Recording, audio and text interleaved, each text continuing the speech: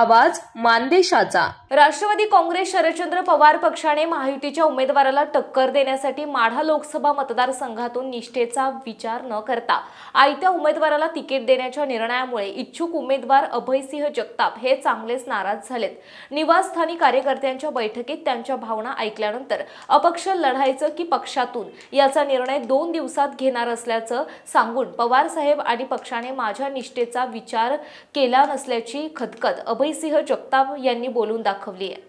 शुक्रवारी सायंकाळी झालेल्या वरकुटे मलवडीतील कार्यकर्त्यांच्या बैठकीत माढा, सांगोला, करमाळा, पंढरपूर, माळशिरस, मान खटाव, कोरेगाव या तालुक्यातील कार्यकर्त्यांनी अभयसिंह जगताप यांच्या निवासस्थानी मोठ्या संख्येने हजेरी लावली होती। त्यावेळी ते बोलत होते। अभय जगताप पुढे बोलताना म्हणाले की माढा मतदारसंघाचे प्रश्न डोक्यात घेऊन देश पातळीवरील प्रश्न विचारात घेऊन मी ही निवडणूक लढवण्यासाठी इच्छुक आहे।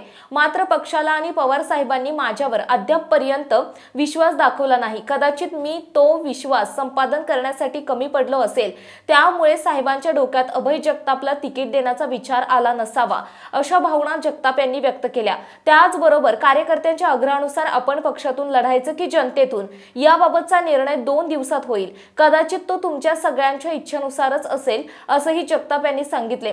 सध्या महाविकास आघाडीकडून शरद पवार गटाचे माढा लोकसभेसाठी तिकीट हे अकलूजच्या धैर्यशील मोहिते पाटील यांना दिले जाणार असल्याच्या चर्चांना ऊत आला आहे।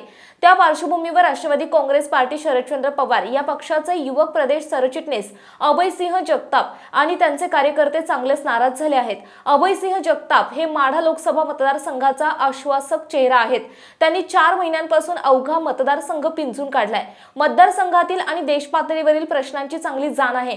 त्यामुळे माढा लोकसभा मतदारसंघात भाजपला चांगलीच लढत केवळ अभय जगताप हेच देऊ शकतात। त्यांना तिकीट मिळावे अशी आग्रही भूमिका जगताप यांच्या कार्यकर्त्यांनी मांडली। शरद पवार आणि पक्षाने निष्ठेचा विचार केला नाही तर दादा तुम्ही अपक्ष मैदानात उतरा, बाकीचा आमच्यावर सोपवा, असे ठामपणे सांगितले। मानसोफर न्यूज प्रतिनिधी एकनाथ वाघमोडे, वावरहिरे।